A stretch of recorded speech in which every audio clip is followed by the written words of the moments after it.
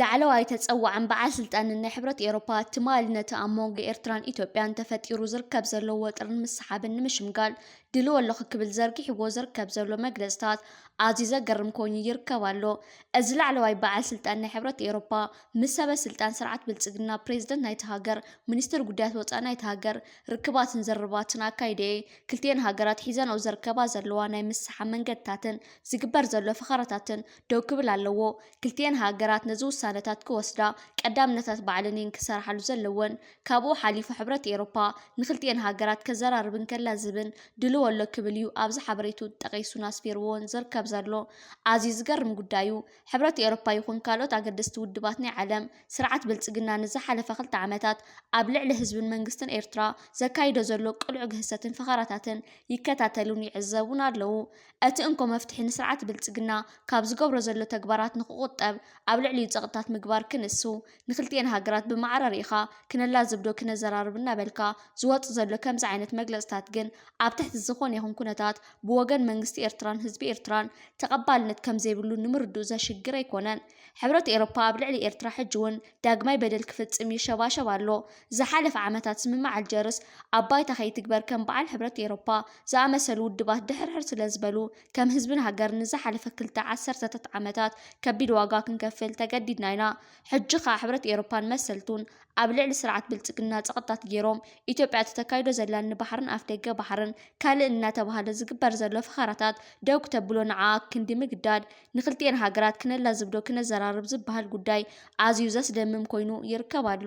መንግስቲ ኤርትራ ምስ ስርዓት ብልጽግናን ሰበ ስልጣን ናይቲ ሃገርን ዘራኽብን ዘዘራርብን ጉዳይ የብሎምን። ስርዓት ብልጽግና ንሓንቲ ላዕላዊት ሃገር ክደፍር ምባሉ እዚ ሓደ ግህሰትን በደላትን ንቻርተራትን መትከላትን ውድብ ሕብራት ሃገራት ዝግህስ እዩ።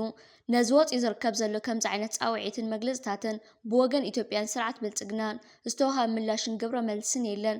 እዚ ግን ንምርድኡ ዘሽግር ስለ ዘይኮነ ስርዓት ብልጽግና ሸምጉል ንክብል እዩ ነዚ በዓል ስልጣን ናይ ሕብረት ኤውሮፓ ኣቕሪቡሉ ዝርከብ ዘሎ። ብልጽግና ኩናት ከፈትኩ ተቐረብኩ እናበለ ንዝሓለፈ 2 ዓመታት ዘካየዶ ፈኸራታት ሸምገልቲ ክረክብ ካብ ማሕበረሰብ ዓለም እቲ ጉዳይ ጫውጫውታ ፈጢሩ ዓዲ ዋዕል እናበልካ ከምዚ ዓይነት ጉዳያት ንኽፍጠር እዩ ቀንዲ ዕላምኡ ነይሩ።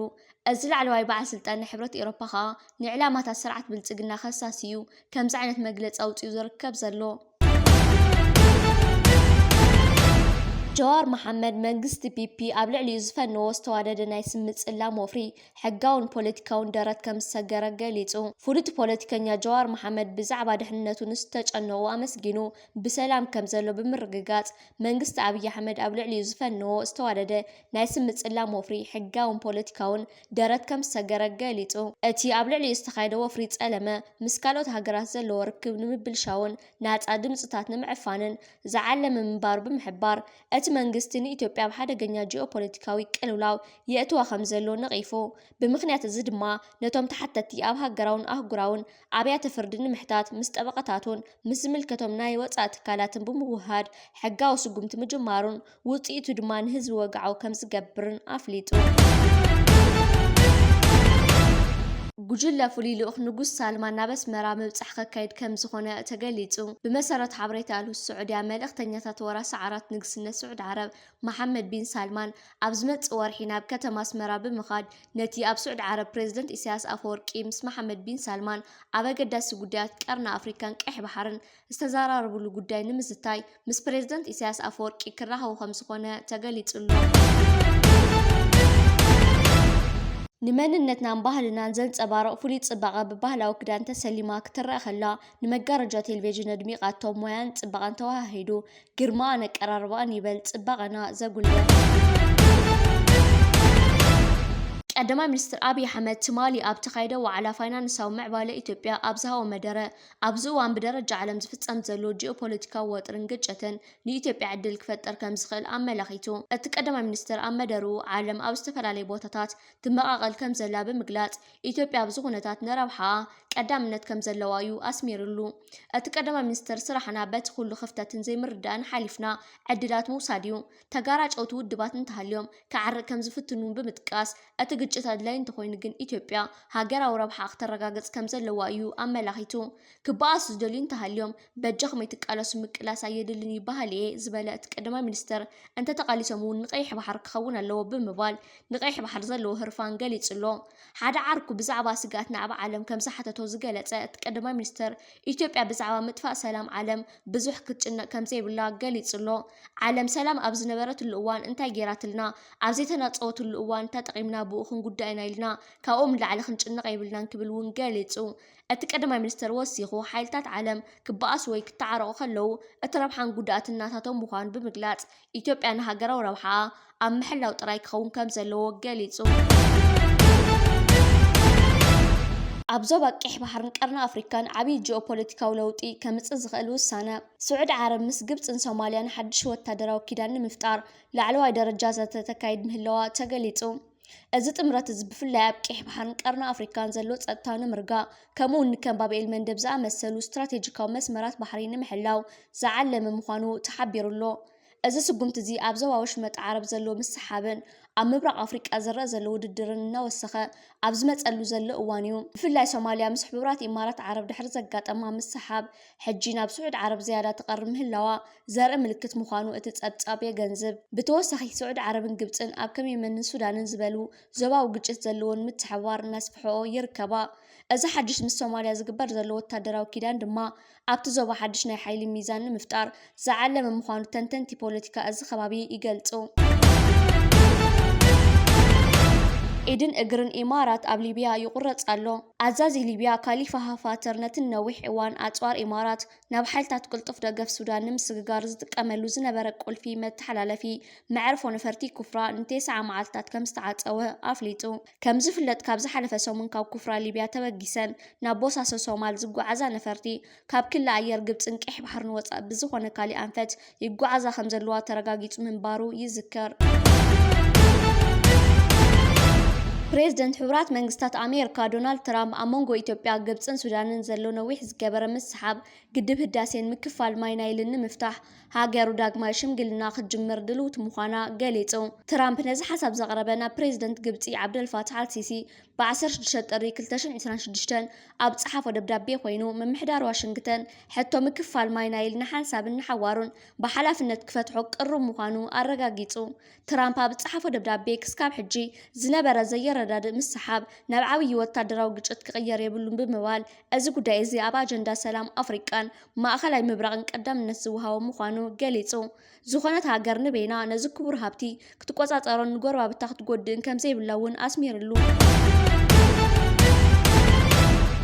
ደቡብ ኣፍሪቃ ኢራን ኣብቲ ኣብ ማያት ደቡብ ኣፍሪቃ ዝካየድ ዘሎ ሓበራዊ ወታደራዊ ልምምድ ሓይሊ ባሕሪ ክትሳተፍ ምዕዳማ ኣሜሪካ ነቒፋ። ዋሽንግተን ከም ዝበለቶ ሚኒስትር ምክልኻል ደቡብ ኣፍሪቃ ንትእዛዝ መንግስቲ እቲ ሃገር ብምጥሓስ መራኽብ ናይቲ ሓያል ህዝባዊ ተቃውሞ ዝካየደላ ዘሎ ኢራን ምፍቃዱ ርትዓዊ ከም ዘይኮነ ትወቅስ።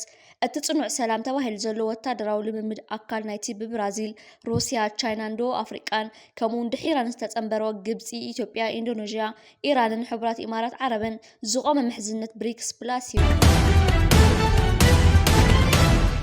ኣብ ኣፍሪቃ ሓደ ካብ ዝሓየሉ ሰራዊታት ዝነበራ ሶማልያ ኣብ 30 ዓመት ንፈለማ ግዜ ተወዲባ ተላዒላ ይበሃል ኣሎ። ንምንጻል ሶማሊላንድ ብሓይሊ ክገትእዎ የኽእለና ዝበልዎ ናይ ምድሪ ኣየርን ባሕርን ሓይልታት ሶማልያ ብዝለዓለ ቆራጽነት ተበጊሶም ምህላዎም ተገሊጹ። ህዝቢ ሶማልያ እውን ካብ ቅድሚ ሎሚ ብዝተፈለየ ሓድነቱ ከተርር ይረአ ኣሎ። ኣብ 70ታትን 80ታትን ኣብ ትሕተ ሰሃራ ኣፍሪቃ ሓደ ካብ ዝሓየሉ ሃገራዊ ሰራዊት ዝነበራ ሶማልያ ምስ ምውዳእ ዝሕል ኩናት ኣብ ፈለማት ሰዓታት ሰራዊታት ተበቲኑ ንዝሓለፈ 30 ዓመት ብመሳፍንቲ ኩናት ተማሲሓ ክትመሓደር ፀኒሓ። ዋላ እኳ መሰጋገር መንግስቲ ተባሂሎም መንግስታት ክትከሉን ተጸንሑ ኪንዮ ርእሰ ከተማ ሞቃዲሾ ዝሓልፍ ዓቕሚ ስለ ዘይጸንሖም ኢትዮጵያን ግብረ ሽበራዊ ኣልሸባብን ከሸግርዎም ጸኒሖም። ሶማሊላንድን ፑንትላንድን ዝበሃላ ክልላቱን ርእሰ ምምሕዳር ኣውጀን ንክንጸላ ምንቅስቃስ ክገብራ ጸኒሐን ኣለዋ።